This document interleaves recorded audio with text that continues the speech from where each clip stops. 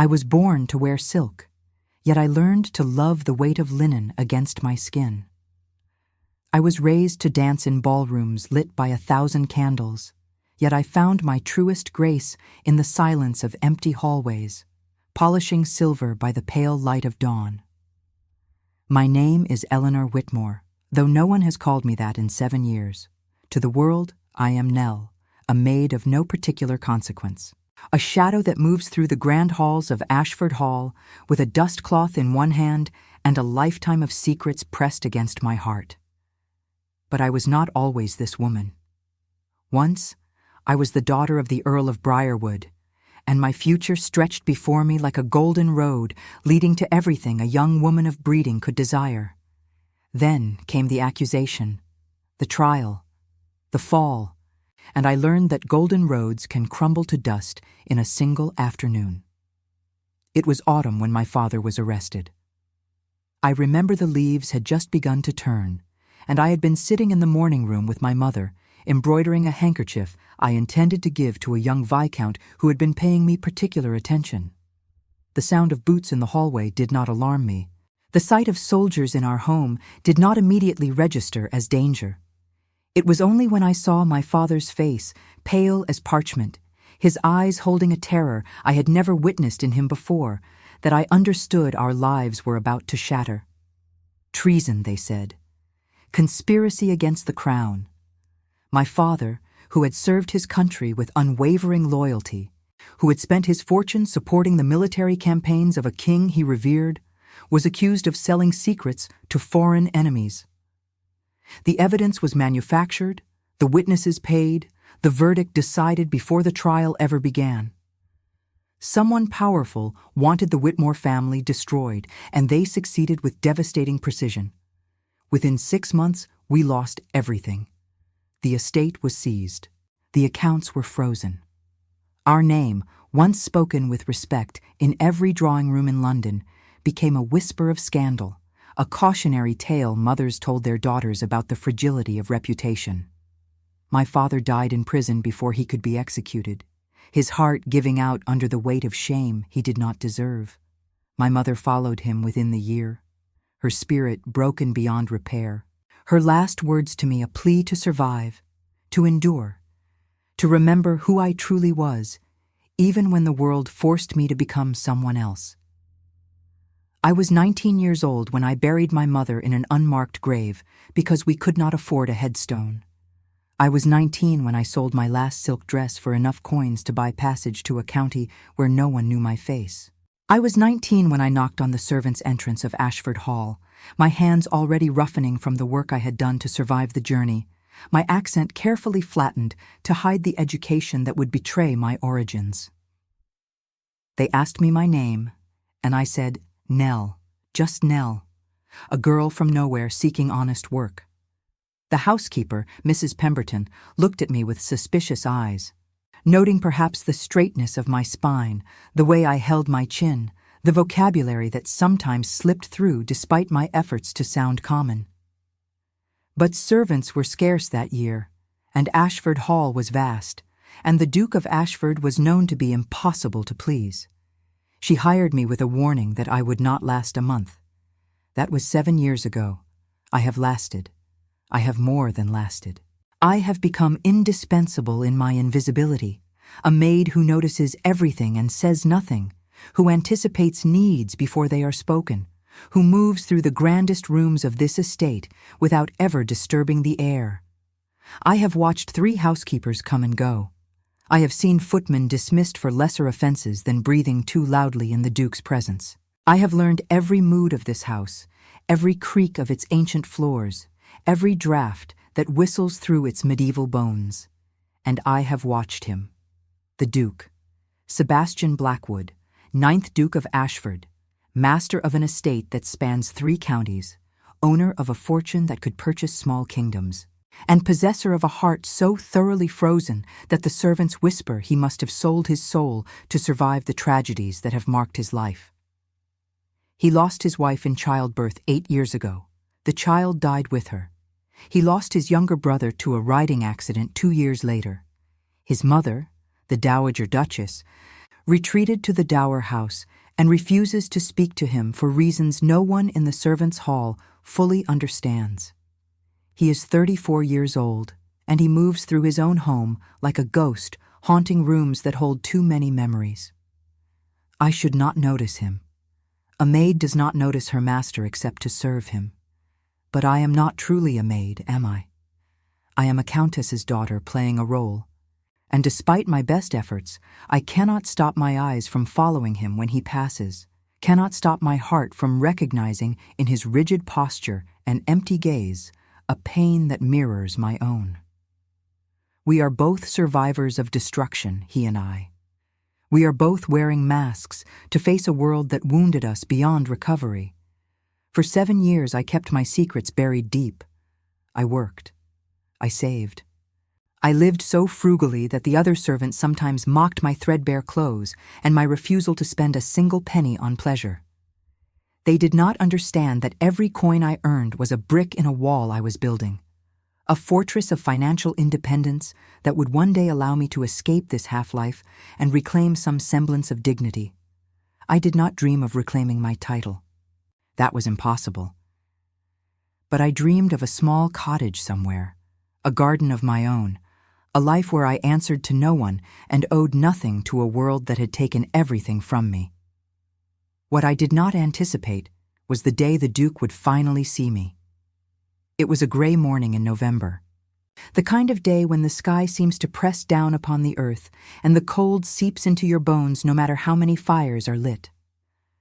I had been summoned to the study to deliver a fresh pot of tea, a task usually assigned to the footmen, but they were occupied preparing for a hunting party the Duke was hosting against his will.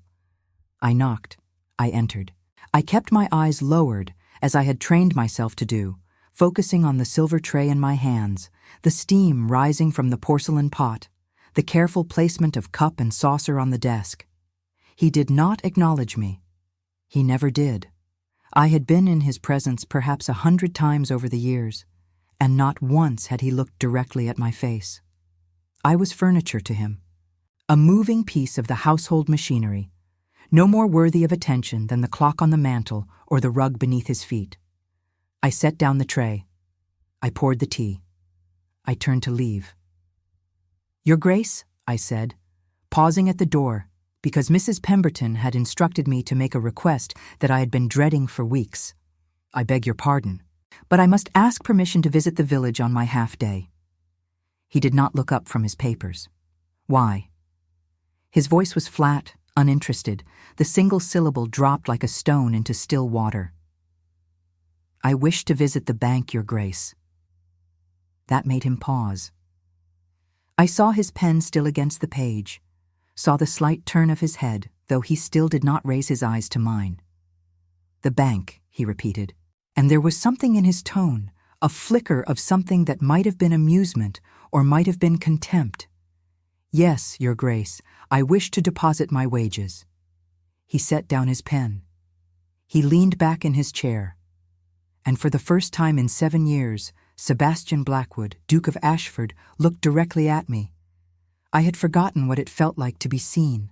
The weight of his gaze was almost physical, dark eyes sweeping over my plain dress, my calloused hands, my face that I kept carefully blank, though my heart was hammering against my ribs. He was handsome in the way of men who do not care about their appearance, all sharp angles and shadows, his dark hair longer than fashion dictated, his jaw shadowed with stubble that suggested he had not bothered to shave that morning. There were lines around his eyes that had not been there when I first arrived at Ashford Hall, evidence of years spent frowning at a world that had disappointed him. "You wish to deposit your wages," he said slowly, as if testing the words for hidden meaning. "At the bank." "Yes, Your Grace." His lips curved. It was not quite a smile. It was something colder, something mocking, and I felt my spine stiffen with an anger I had not allowed myself to feel in years. He was laughing at me, not openly, not cruelly, but with the casual dismissiveness of a man who had never known what it meant to count every penny, to measure survival in shillings and pence. "The bank," he said again, "the village bank, where the merchants and the minor gentry conduct their petty transactions. You wish to deposit your maid's wages there. I do, Your Grace. He studied me for a long moment, and I forced myself to hold his gaze, though every instinct screamed at me to look away, to remember my place, to be the invisible servant I had trained myself to become. But something in his mockery had awakened the ghost of Eleanor Whitmore, the girl who had once held her own in conversations with earls and viscounts, who had been praised for her wit and her spirit before the world crushed both out of her. "Tell me," he said, leaning forward slightly, his elbows resting on the desk. "What sum do you imagine you will be depositing? A few shillings? Perhaps a pound or two, saved over months of careful economy?" "I have saved more than that, Your Grace. Have you?" His eyebrow arched. "Do enlighten me. What fortune has a housemaid accumulated that requires the services of a banking institution?" I should have lied. I should have named a modest sum, something that would not raise questions, something that would allow me to fade back into invisibility and continue my careful, quiet existence. But the ghost of Eleanor Whitmore was stronger than I realized, and she was tired of being mocked by men who had never lost anything. £437, Your Grace, 16 shillings and 4 pence. The silence that followed was absolute. I watched the mockery drain from his face, replaced by something I could not immediately identify. Confusion, perhaps. Suspicion, certainly. And beneath both, a spark of genuine curiosity that transformed his features in ways I had not expected. "I beg your pardon," he said quietly. £437, I repeated, 16 shillings and 4 pence. I have kept careful accounts. He rose from his chair. He was tall, taller than I remembered, and he moved around the desk with a predator's grace, stopping close enough that I could smell the sandalwood of his soap, the faint hint of brandy on his breath. He looked down at me with an intensity that made my skin prickle with awareness. "That is impossible," he said. "A housemaid's wages at this estate amount to £12 per annum. Even if you had saved every penny for the 7 years you have been employed here, which would require you to neither eat nor clothe yourself, you would have accumulated no more than £84. I have other income, Your Grace." What other income? It was not a question. It was a demand, sharp and cold. And I recognized the tone of a man accustomed to having his questions answered immediately and completely. "I beg your pardon, Your Grace, but my personal finances are not your concern." His eyes narrowed. "Everything that occurs in this house is my concern. Every servant who walks these halls is my responsibility. And when one of those servants reveals herself to possess a fortune that exceeds what most working families earn in a decade, I find myself extremely concerned indeed." "I have done nothing wrong," I said, and I was surprised by the steadiness of my voice, by the calm that had settled over me like armor. "The money is legally mine. I earned it through honest means, and I wish to deposit it in the bank so that it might accrue interest rather than sitting in a locked box beneath my bed." He stared at me. I stared back. The clock on the mantel ticked away the seconds, each one stretching into eternity. "What is your name?" he asked finally. "Nell, Your Grace, your full name." I hesitated. "Just Nell, Your Grace. I have no family name worth claiming." Another lie. Another brick in the wall I had built around my true identity. But this lie felt different, felt dangerous, because the man standing before me was not looking at me like a servant anymore. He was looking at me like a puzzle he intended to solve. And I knew with sudden, terrible certainty that Sebastian Blackwood was not a man who abandoned puzzles unsolved. "You may visit the bank," he said abruptly, stepping back and returning to his desk. "Take the morning. I will inform Mrs. Pemberton that you are excused from your duties until noon. Thank you, Your Grace." I turned to leave, my legs trembling beneath my skirts, my mind racing with the implications of what had just occurred. I had revealed too much. I had let my pride speak when silence would have served me better. I had given the Duke of Ashford a thread to pull, and I knew he would pull it. Nell. I stopped at the door. Yes, Your Grace. He was looking at his papers again, his pen in hand. His expression returned to its usual mask of indifference. But his voice, when he spoke, carried an undercurrent that made my breath catch. I will discover who you are, he said quietly. I always do. I did not respond. I left the study with measured steps, closed the door behind me with steady hands, and then pressed my back against the wall of the corridor and allowed myself one moment of pure, undiluted terror. 7 years of careful hiding, of deliberate invisibility, of burying Eleanor Whitmore so deep that sometimes I forgot she had ever existed. And in a single conversation, I had endangered everything. The Duke was curious now, and curious dukes were dangerous creatures. I went to the bank that morning as planned. I deposited my money as intended. But my mind was not on the transaction, not on the clerk's barely concealed surprise at the sum I presented, not on the satisfying weight of the deposit receipt in my pocket. My mind was on Sebastian Blackwood, on the way his eyes had sharpened when I spoke, on the warning he had delivered with such quiet certainty. I will discover who you are. For 7 years, I had believed myself safe. For 7 years, I had convinced myself that the past could be buried, that Eleanor Whitmore could remain dead, while Nell the housemaid lived her small, careful life in peace. I had been a fool. The changes began slowly, so gradually, that at first I wondered if I was imagining them. A task that would normally have been assigned to me was given instead to another maid. A summons to clean a room I had never entered before, a private study on the East Wing, where the Duke kept his personal correspondence. An instruction from Mrs.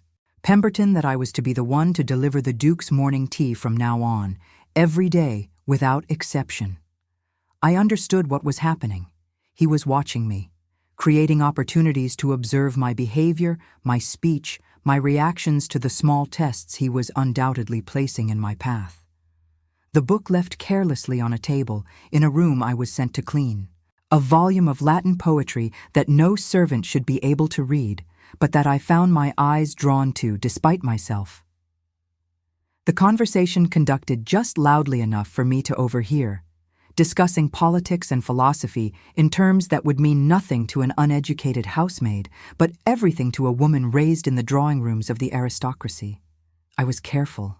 I was so desperately careful. I did not touch the book. I did not react to the conversation. I kept my eyes down, my voice soft, my manner humble in every interaction. But the Duke was patient, and the Duke was clever, and I began to feel like a mouse being stalked by a cat who was in no hurry to pounce. It was 3 weeks after that first conversation in the study when he cornered me again. I was in the library, a room I loved, despite the danger of loving anything in this house. The library at Ashford Hall was magnificent. 3 stories of books rising toward a painted ceiling that depicted the muses in flowing robes, a rolling ladder that allowed access to even the highest shelves, leather chairs positioned before a fireplace large enough to stand in. I was meant to be dusting, and I was dusting. But I was also breathing in the scent of old paper and leather, remembering a library from another life, a smaller collection, but no less precious, where my father had taught me to read Greek and my mother had introduced me to the Romantic poets. You are crying. I whirled around, my dust cloth pressed to my chest like a shield. The Duke stood in the doorway, dressed for riding, his boots still muddy from whatever excursion had occupied his morning. He was watching me with that same intense curiosity that I had seen in his study weeks ago, and I realized with horror that my cheeks were wet. I beg your pardon, Your Grace. I lifted my apron to wipe my face, mortified by my own weakness. The dust has irritated my eyes. The dust. He stepped into the library, closing the door behind him with a soft click that somehow sounded like the locking of a prison cell. The dust has moved you to tears while standing before a collection of poetry that includes first editions of Wordsworth and Byron. I have no knowledge of poetry, Your Grace. No. He moved closer, and I forced myself not to retreat. Of course you do not. You are a simple housemaid with no education, no background, no history worth examining. You merely happen to be standing before the romantic poetry section, weeping silently because of dust. I said nothing. What could I say? Every word out of my mouth was another potential betrayal, another thread he could pull to unravel the tapestry of lies I had woven around myself. He stopped directly before me, close enough that I had to tilt my head back to meet his eyes. He was not touching me, but the proximity was its own kind of contact, an invasion of the invisible boundary that should exist between a duke and a servant.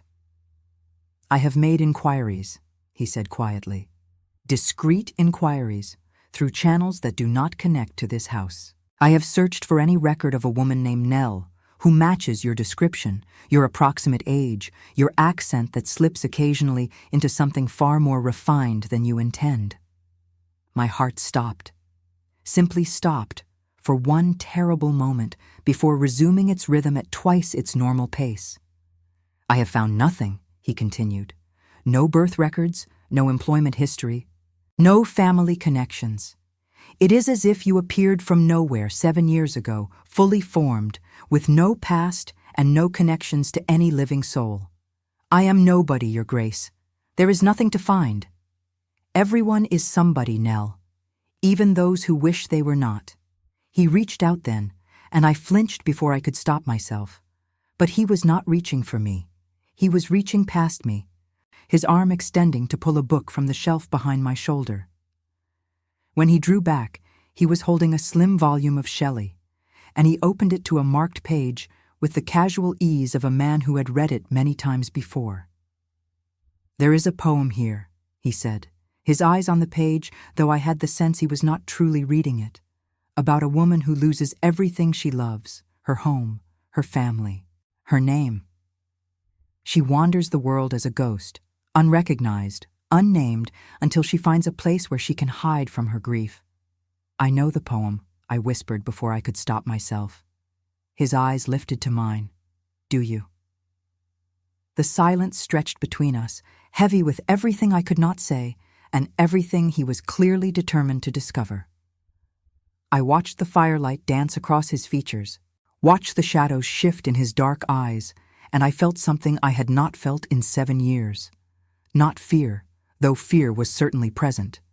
Something else, something warmer, something that terrified me more than any threat of exposure. Why does it matter, I asked finally, my voice barely audible, who I am, who I was? I have served this house faithfully. I have given no cause for complaint. Why can you not simply allow me to remain as I am? Because I cannot, he said simply. Because you are the first interesting thing to happen in this house in years, and I find myself unable to look away. I am not interesting, Your Grace. I am a servant. You are a mystery. His voice dropped lower, softer, and I felt it resonate somewhere deep in my chest. And I have learned that mysteries are dangerous things to leave unsolved.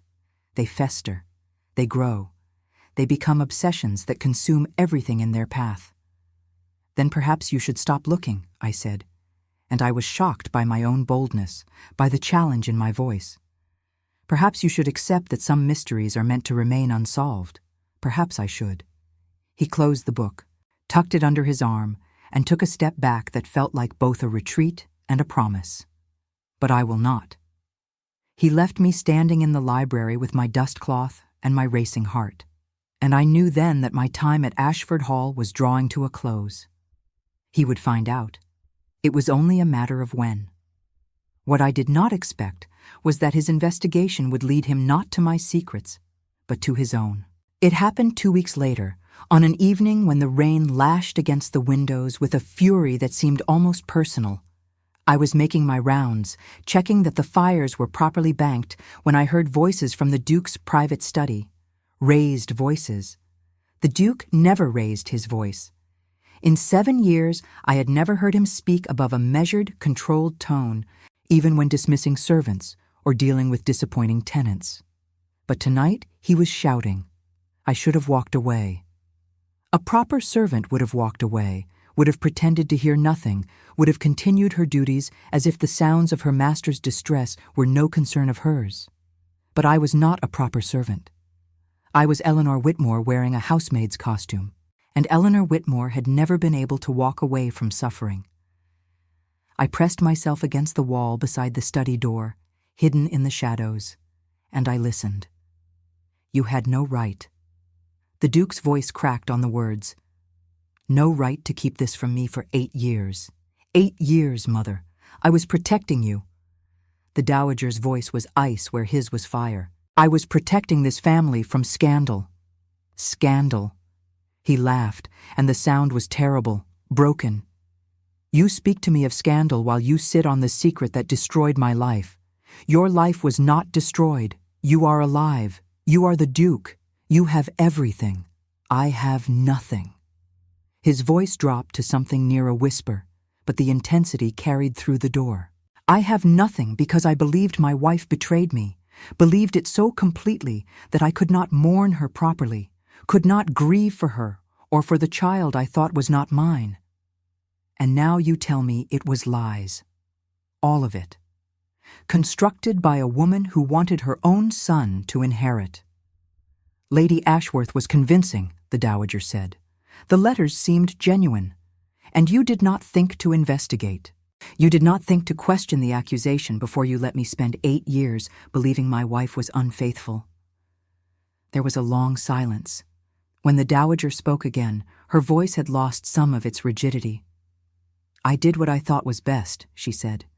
Charlotte was dead. The child was dead. What purpose would it have served to defend her honor when there was nothing left to save? Her memory, the Duke said. And I heard something in his voice that I recognized, something I had felt myself on too many occasions. You could have saved her memory. You could have saved my ability to remember her with love instead of bitterness. You could have saved me from becoming the man I have become. Footsteps. I pressed myself deeper into the shadows as the study door opened and the Dowager swept past me, her face pale but composed, her spine as rigid as steel. She did not see me. I was invisible, as always. But when I looked back toward the door, the Duke was standing there, and he was looking directly at me. How much did you hear? He asked, his voice hollow. I should have lied. I should have claimed ignorance, should have pretended I was merely passing through. But his eyes were red-rimmed, his face drawn with a grief so raw that lies seemed impossible in its presence. Enough, I whispered. I heard enough. He nodded slowly, as if my honesty was exactly what he expected. Then he turned and walked back into his study, leaving the door open behind him. An invitation. Or perhaps a surrender. I should not have followed. Every rule of propriety, every instinct of self-preservation, every lesson I had learned in 7 years of service screamed at me to walk away. But I thought of the poem he had quoted to me in the library about the woman who wandered the world as a ghost, and I thought of how he had looked at me when he said it, as if he recognized something in me that I had tried so hard to hide. I followed him into the study and closed the door behind me. He was standing before the fire, his back to me, one hand braced against the mantel. The flames cast dancing shadows across his shoulders, and I could see the tension in every line of his body. My wife's name was Charlotte, he said without turning. She was beautiful, kind, everything I was not.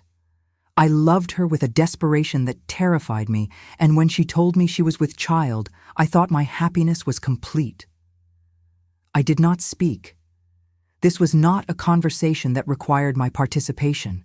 This was a confession, a release of pressure that had built for years behind walls of ice and silence. She died in childbirth. The baby lived for 3 hours before following her. And in the midst of my grief, my mother came to me with letters. Letters that seemed to prove Charlotte had been unfaithful, that the child might not have been mine. She had a name, Lord Ashworth's eldest son.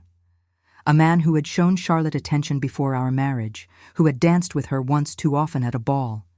He turned then, and his eyes were dry but devastated, a landscape ravaged by fire. "I believed it," he said. "I believed it, because believing it was easier than feeling the full weight of my loss. If Charlotte had betrayed me, then I could hate her. I could transform my grief into anger, and anger was something I knew how to carry. And now," I asked softly, "now I learn that the letters were forged. That Lord Ashworth's mother, Lady Ashworth, manufactured them to protect her own son from suspicion in an unrelated scandal, and that my mother accepted them without question because she had never approved of Charlotte, had never thought her worthy of a duke." He laughed again, that terrible broken sound. 8 years. 8 years I have carried hatred for a woman who loved me faithfully, who died giving me a child. I refused to mourn properly because I had convinced myself he might not be mine. I crossed the room without thinking, without permission, without any regard for the boundaries that should have kept us apart. I stopped before him, close enough to see the moisture gathering in his eyes, close enough to feel the heat of the fire against my skin. "Grief does strange things to us," I said. "It makes us reach for anything that might dull the pain, even if that thing is poison." He looked at me, really looked at me, and I saw something shift in his expression. A recognition. A question. "You speak from experience," he said. "I buried my mother in an unmarked grave because I could not afford a headstone." The words came out before I could stop them. Pulled from some deep place I had kept locked for years. I was 19 years old. She died of shame, of heartbreak, because a world that should have protected her instead destroyed her. And I have spent every day since then trying to survive a grief that never truly fades. The Duke reached out. His hand hovered in the air between us, trembling slightly, and then it settled against my cheek, with a gentleness I would never have expected from a man with such cold eyes. His palm was warm. His fingers were calloused in ways that suggested he worked with his hands more than a duke should. "Who are you?" he whispered. "Who are you really, Nell?" "I am nobody," I said, but my voice broke on the word, and we both knew it for the lie it was. He did not press. He did not demand. He simply stood there with his hand against my face, his eyes searching mine, and I felt something crack inside me, some wall I had built so carefully beginning to crumble. "Stay," he said finally. "Not as my servant. Just stay. Tonight.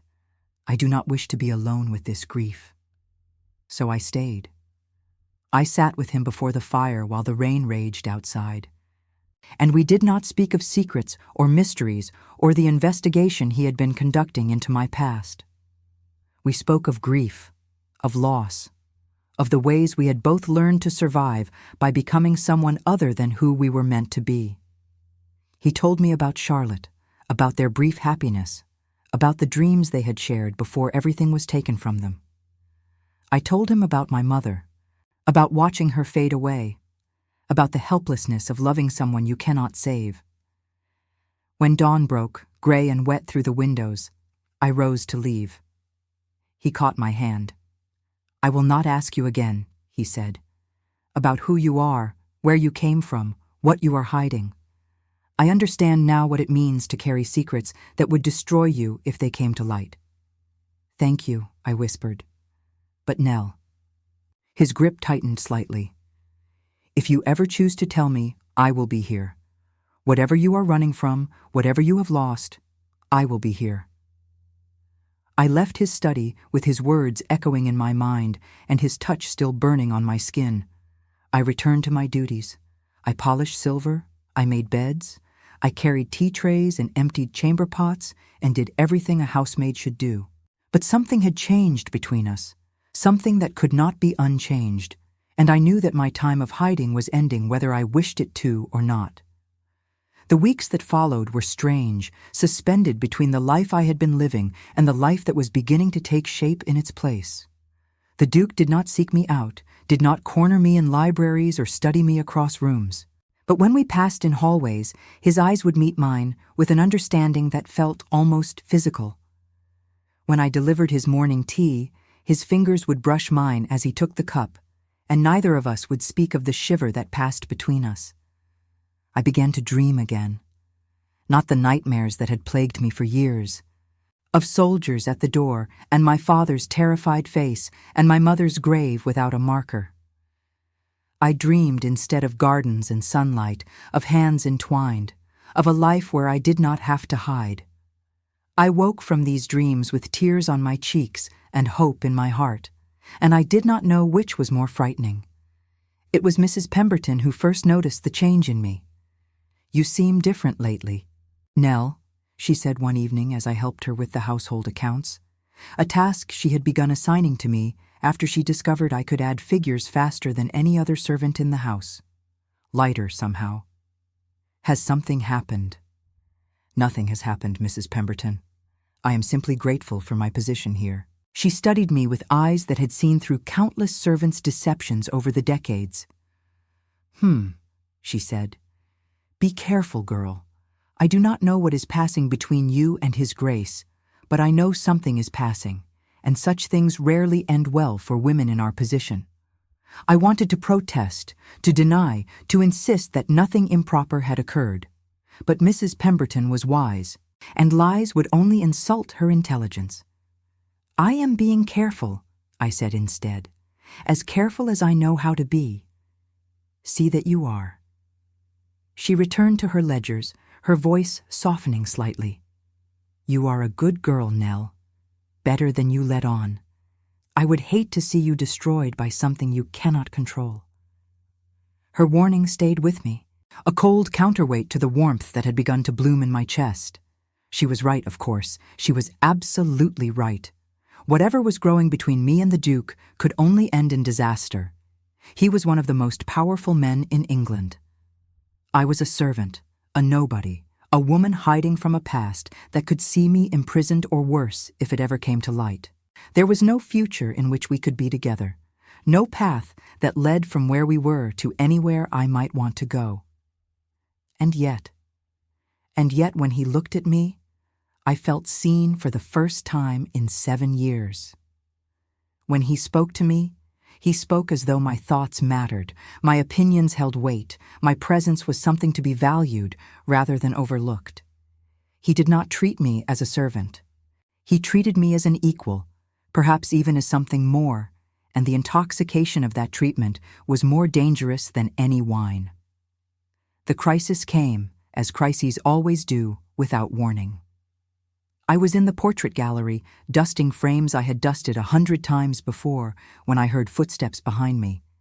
Not the Duke's measured tread, which I had learned to recognize with embarrassing accuracy. These steps were lighter, faster, accompanied by the rustle of expensive silk. So this is the creature that has captured my son's attention. I turned to find the Dowager Duchess standing before me, her eyes cold as winter stars, her lips pressed into a thin line of disapproval. She was beautiful still, in the way of women who have been beautiful all their lives and cannot imagine being otherwise. But her beauty was hard, unyielding, a blade rather than a flower. "Your Grace." I curtsied, keeping my eyes lowered. "I beg your pardon, I did not hear you enter." "Of course you did not. You were too busy daydreaming, no doubt, imagining yourself in silks and jewels, a duchess in your own right. I have no such imaginings, Your Grace. Do not lie to me, girl." She stepped closer, and I could smell her perfume, heavy with roses and something bitter beneath. "I have been watching. I see the way he looks at you. I see the way you look at him. And I am here to tell you that it will stop immediately." I looked up then, meeting her eyes despite every instinct that told me to remain submissive. "I have done nothing improper, Your Grace. Not yet, perhaps, but you will. Women like you always do. You see an opportunity, and you seize it, regardless of the damage you cause. Women like me." Her smile was cruel. Yes, women of no breeding, no background, no right to aspire to anything beyond their station. women who use their faces and their bodies to climb above their natural place.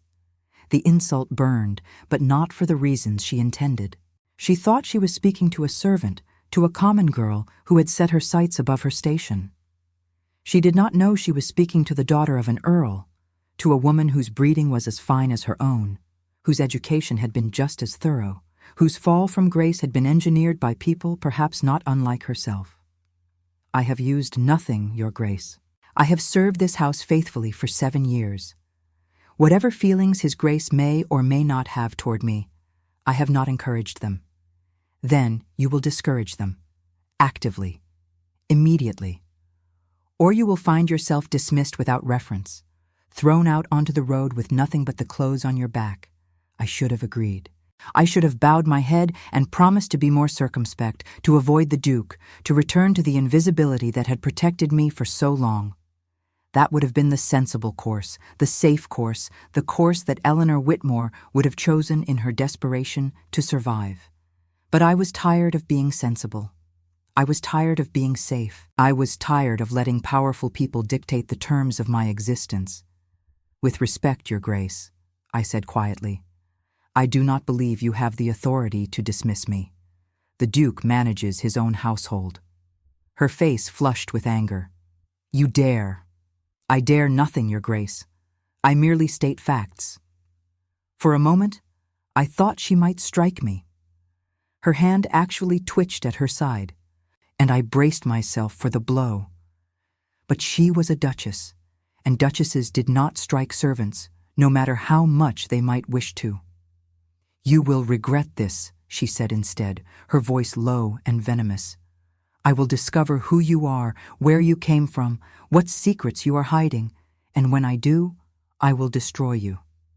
She swept away in a rustle of silk, leaving me trembling in the portrait gallery with the eyes of long-dead Blackwoods staring down at me from their gilded frames. I had made an enemy, a powerful enemy. And unlike her son, she would not be satisfied with mysteries. She would dig until she found what she was looking for, and when she found it, she would use it without mercy. That night, I did something I had not done in 7 years. I took out the locked box from beneath my bed, the one that held my savings and a few precious items I had managed to save from my former life. Among them was a letter, yellowed with age, written in my father's hand on the night before his arrest. My dearest Eleanor, it began. If you are reading this, then my worst fears have been realized, and I can no longer protect you as I should. What I'm about to tell you may save your life, or it may mean nothing at all. But you deserve to know the truth about why our family has been destroyed.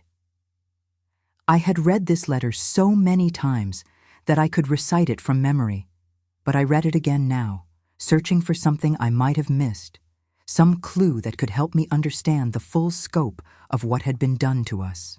The accusations against me are false, my father had written. I have never betrayed my country, but someone wanted me destroyed, and that someone has connections to the highest levels of power. I do not know who or why, only that I was a convenient target for a scheme much larger than myself. There is a man who may have answers. His name is James Blackwood. He was investigating the same conspiracy before he was forced into silence. Find him, if you can. He may be the key to clearing our family's name. James Blackwood.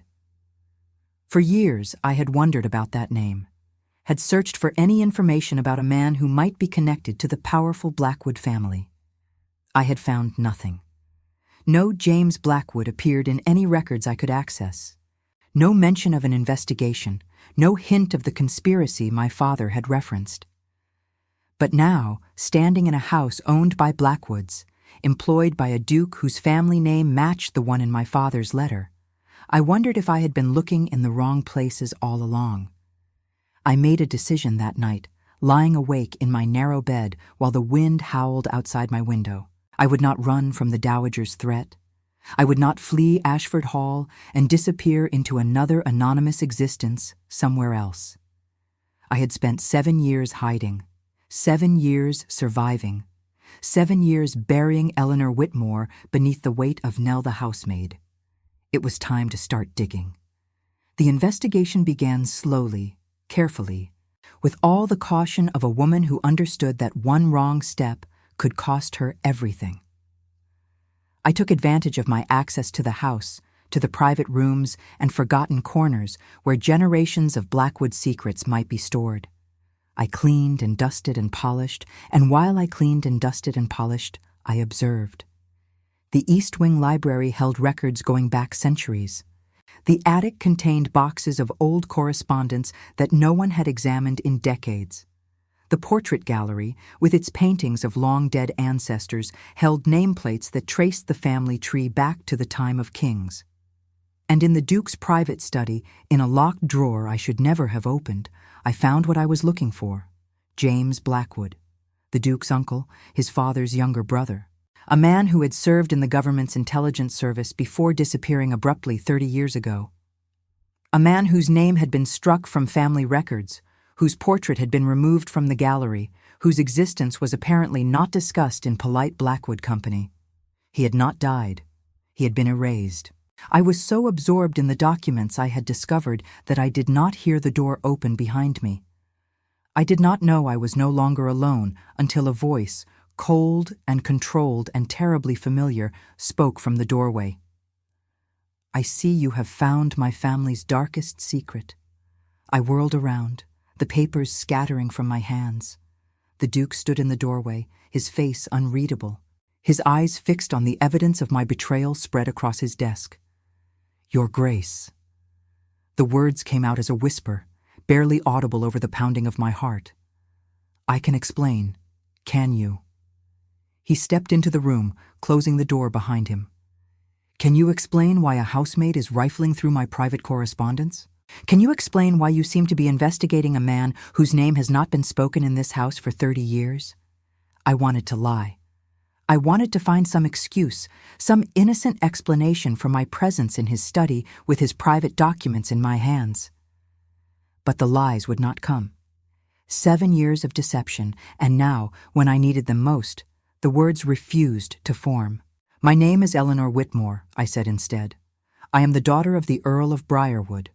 My father was accused of treason and died in prison 7 years ago, and before he died, he wrote me a letter.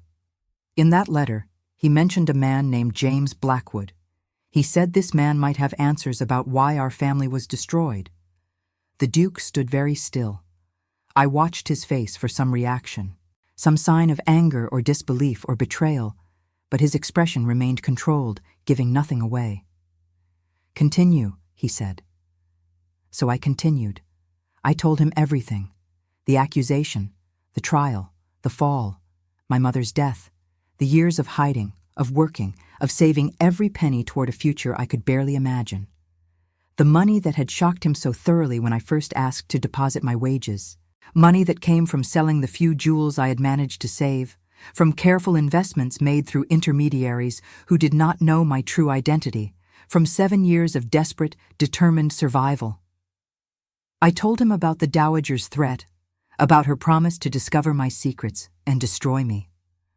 I told him about my father's letter, about the conspiracy he had hinted at, about the name James Blackwood that had haunted me for years. When I finished, the Duke remained silent for a long moment. Then he walked to the window, his back to me, his shoulders rigid with tension. "James Blackwood was my uncle," he said finally, "my father's younger brother. He worked for the Crown in matters of intelligence, investigating threats to national security. 30 years ago, he was conducting an investigation into corruption within the government itself, a network of officials who were selling secrets to foreign powers and using innocent men as scapegoats to cover their tracks. He turned to face me, and I saw something in his eyes that I had not expected. Not anger, not betrayal, something that looked almost like hope.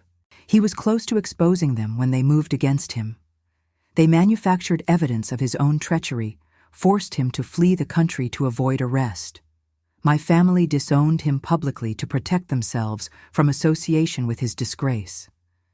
My father told me the truth only on his deathbed, made me swear to never speak of it, to let the secret die with him. "But you did not," I said softly. No. He crossed the room, stopping before me with an intensity that made my breath catch. I did not. I have spent 10 years quietly gathering evidence, trying to understand what really happened, trying to find proof that might clear my uncle's name and expose the men who destroyed him. But the trail had gone cold, until now. I do not understand. Your father, Eleanor. His voice dropped to barely above a whisper. I believe your father may have been one of their victims. Another innocent man sacrificed to protect the guilty, and if I am right, then the proof of his innocence and the proof of my uncle's innocence may be one and the same. The world seemed to tilt beneath my feet. 7 years. 7 years of grief and hiding and desperate survival. And now here was this man, this cold and distant duke, telling me that our losses might be connected, that our enemies might be the same, that the justice I had never dared to dream of might actually be possible. Why should I trust you? I asked. Because trust was not something I could afford to give freely. You have investigated me for months.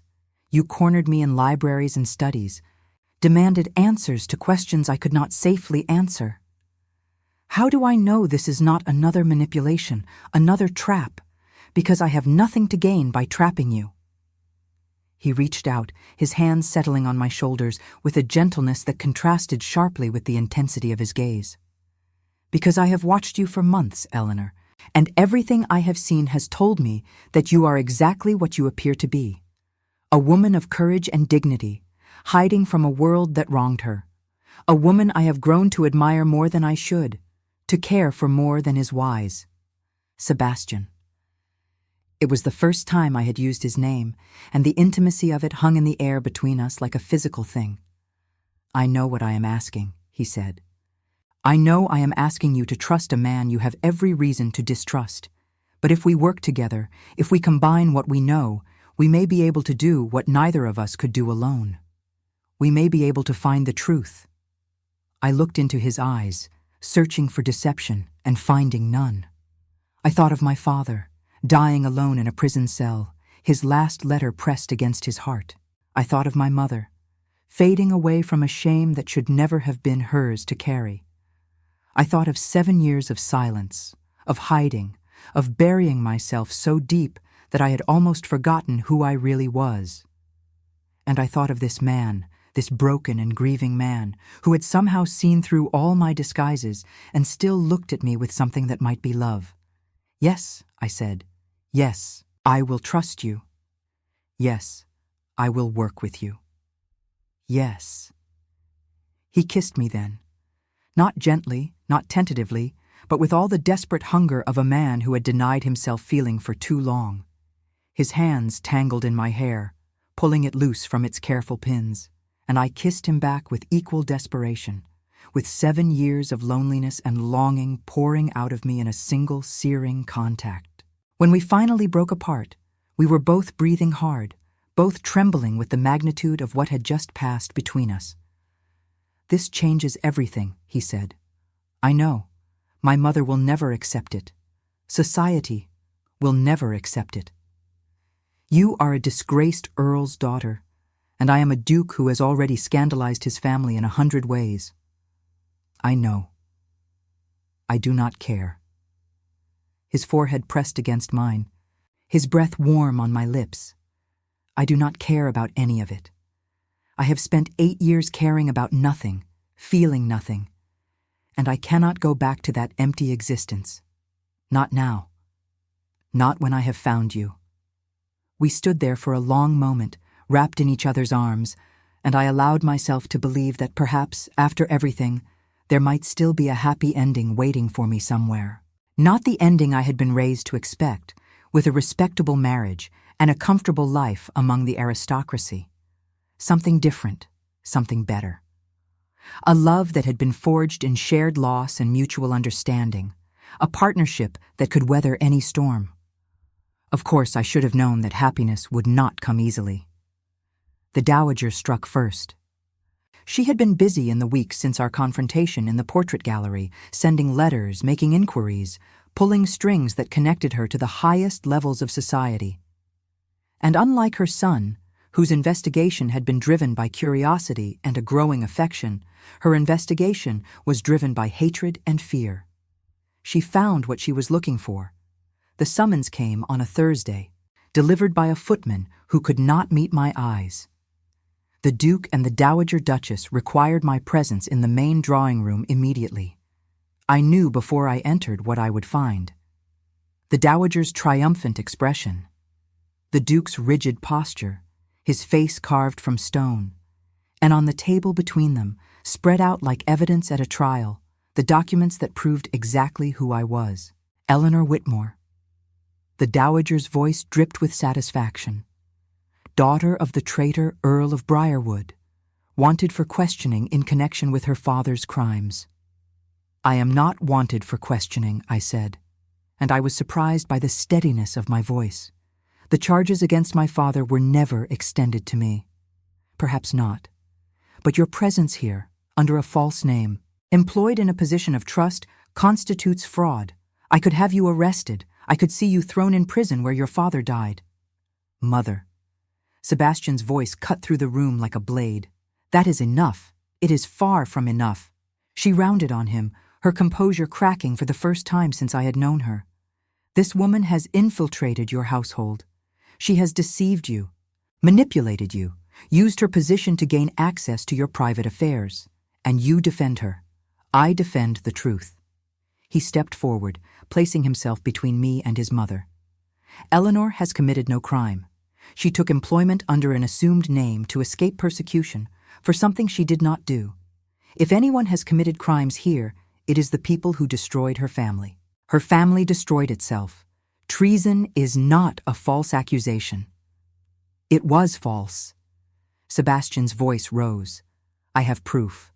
I have been gathering evidence for months, and I have finally found what I was looking for. The Earl of Briarwood was innocent. He was framed by the same people who framed my Uncle James 30 years ago.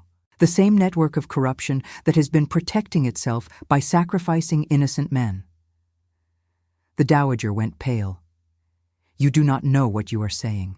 I know exactly what I am saying. He pulled a sheaf of papers from his coat, documents I had not seen before, evidence he must have been collecting while I gathered my own. I have names, Mother, dates, payments, everything needed to expose the truth and clear the names of the innocent. If you do this, you will destroy this family. Her voice was barely above a whisper. The scandal will be insurmountable. There is no scandal in justice. He looked at me then, and his eyes were warm with something that made my heart ache. There is no shame in standing with the innocent. The Dowager looked between us, and I watched understanding dawn on her face. Not just the understanding of what her son had discovered, but the understanding of what he felt for me, of what had grown between us in the shadows of her ancestral home. You love her, she said flatly. Yes. The single word hung in the air, simple and devastating and absolutely true. Then you are a fool. She gathered herself, her spine straightening, her mask of composure sliding back into place.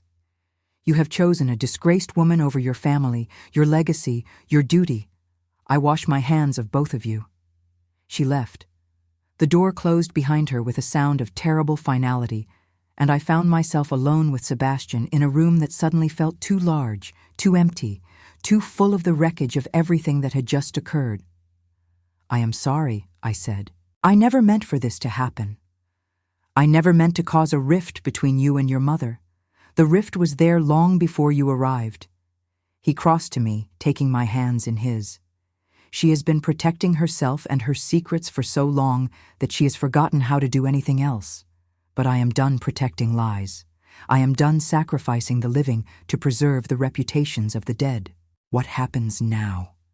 Now we fight. He raised my hands to his lips, pressing a kiss against my knuckles. Now we take the evidence I have gathered and the evidence you have gathered, and we expose the truth. It will be difficult. It will be dangerous. There are powerful people who will do anything to prevent their crimes from coming to light. But we will not be alone. We will not be alone, I repeated, and for the first time in 7 years, the words felt true. The months that followed were the most difficult and the most exhilarating of my life. Sebastian worked tirelessly, using his position and his connections to bring the evidence before the right people. There were meetings with lawyers, with members of parliament, with journalists who specialized in exposing corruption. There were late nights poring over documents, piecing together the conspiracy that had destroyed my family and so many others. I worked beside him, no longer as his servant, but as his partner, his equal in this fight for justice. The pretense of our previous relationship was abandoned entirely. I moved from the servants' quarters to guest chambers befitting my actual station. I took meals with Sebastian in his private dining room. I accompanied him to meetings and offered my own insights into the evidence we were gathering. Society whispered, of course. The scandal of the Duke and the disgraced Earl's daughter spread through drawing rooms like wildfire. Some called me a fortune hunter. Others called him a fool. The dowager retreated to the dower house and refused all communication. But there were also those who rallied to our cause. Other families who had suffered at the hands of the same corrupt network. Journalists who saw an opportunity to expose injustice. Politicians who recognized that the truth, however inconvenient, was better than continuing to protect criminals. The trial, when it finally came, was the talk of London. I testified. Sebastian testified. Witnesses who had been too afraid to speak for decades finally came forward with their own evidence. The conspiracy that had operated in the shadows for 30 years was dragged into the light, exposed for all to see. My father was exonerated posthumously. The charges against him were officially declared false, manufactured by men who had needed a scapegoat to protect their own crimes. The Whitmore name, which had been synonymous with treason for 7 years, was cleared. I wept when I heard the verdict. I wept for my father, who had died without seeing justice. I wept for my mother, who had broken under the weight of shame that should never have been hers to carry. I wept for myself, for the girl who had buried her identity and her past and her hope, who had spent 7 years surviving when she should have been living. Sebastian held me through it all, his arms strong and steady around me, his voice murmuring comfort against my hair. "It is over," he said. "It is finally over." But of course, an ending is always also a beginning. The marriage took place on a spring morning, with cherry blossoms falling like snow across the gardens of Ashford Hall. I wore a dress of ivory silk, the finest garment I had touched since my fall from grace, and I walked down the aisle of the estate chapel with my head held high and my heart full of a joy I had never expected to feel again. Sebastian waited for me at the altar, his eyes bright with unshed tears, his smile the warmest I had ever seen on his usually stern face. When he took my hands in his, I felt the tremor in his fingers, felt the depth of emotion he was struggling to contain. "I take you, Eleanor Whitmore," he said, his voice thick with feeling, "to be my wife. Not because society expects it, not because duty demands it, but because you are the only woman I have ever loved, the only woman who has ever truly seen me. I take you because you are my equal, my partner, my redemption. I take you because a life without you would be no life at all." "I take you, Sebastian Blackwood," I replied, my own voice wavering but strong, "to be my husband. Not for your title, not for your wealth, not for the security you could provide. I take you because you saw me when I was invisible, because you believed in me when I had stopped believing in myself. I take you because you showed me that love is not a weakness, but a strength, and that even the deepest wounds can heal when someone cares enough to help them mend." The kiss that sealed our vows was soft and sweet, a promise rather than a demand. When we turned to face the small gathering of guests who had come to witness our union, I saw faces I had not expected to see. Old friends from my former life, people who had abandoned my family in our disgrace, but who had returned now that our name was clear. New friends made during the fight for justice, allies who had stood with us when standing was dangerous. And in the back of the chapel, her face pale and her expression unreadable, the Dowager Duchess. She had come. Despite everything, she had come.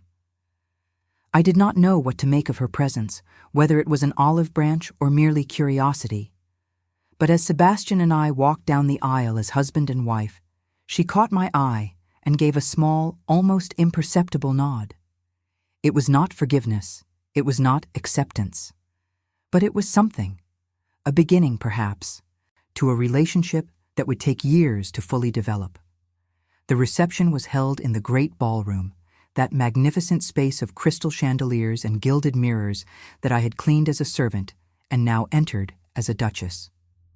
The irony was not lost on me. I had spent 7 years moving through these rooms as a ghost, invisible and unremarkable. And now I was the center of attention, the woman everyone wanted to meet, the improbable heroine of a story that had captivated society. But the attention did not matter.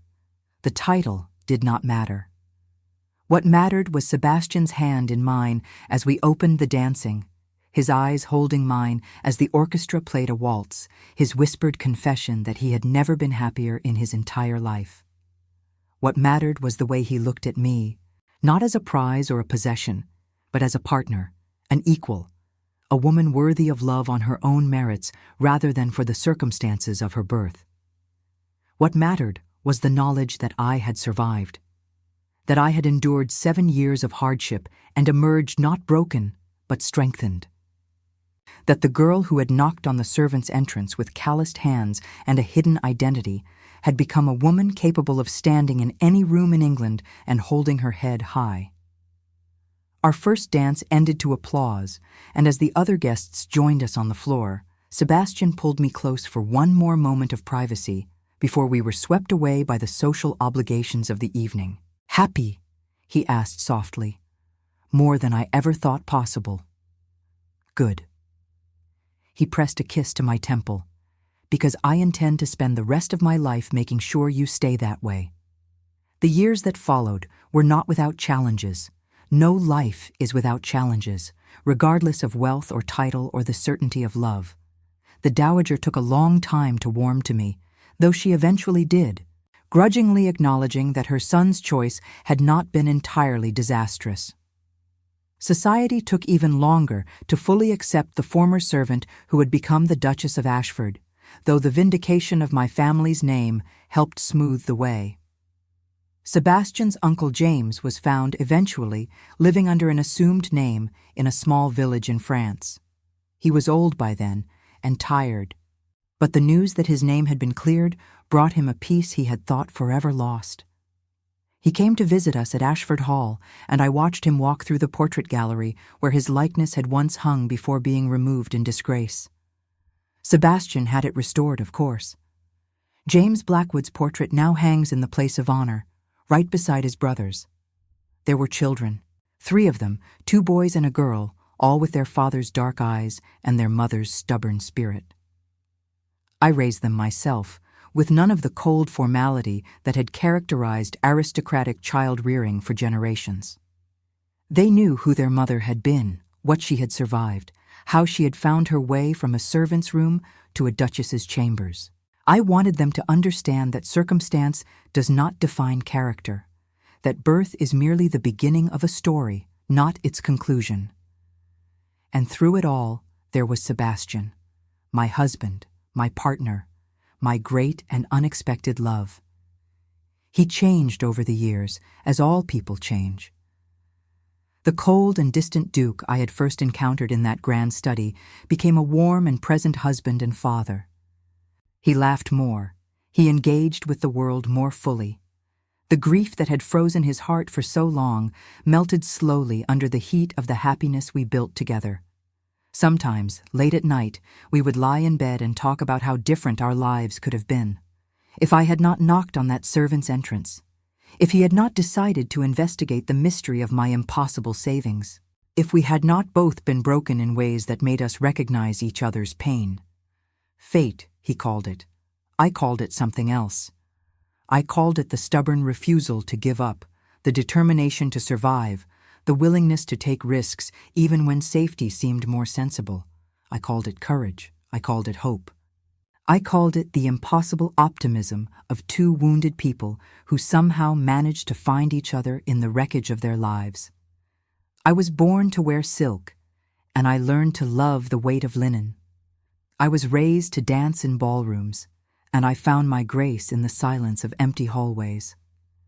I was told my story ended when my father was accused, when my mother died, when I became no one, nothing, invisible. But stories do not end. They transform. They twist and turn and find new paths forward, even when every road seems blocked.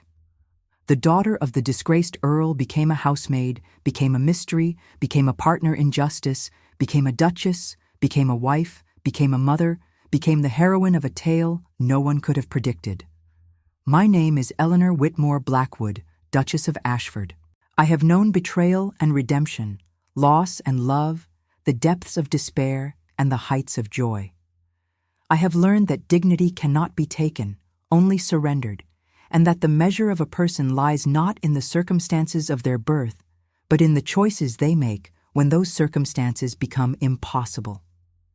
And if you ask me now, after all these years, whether I would change any of it, whether I would trade the suffering for an easier path, I would tell you no, because the suffering made me who I am, because the hardship taught me what truly matters, because the love I found in the darkness is more precious for having been so hard won. We do not choose our beginnings, but we can choose how we end. I chose love. I chose courage. I chose to believe that even the most broken hearts can heal, and they can. I am proof of that. They can.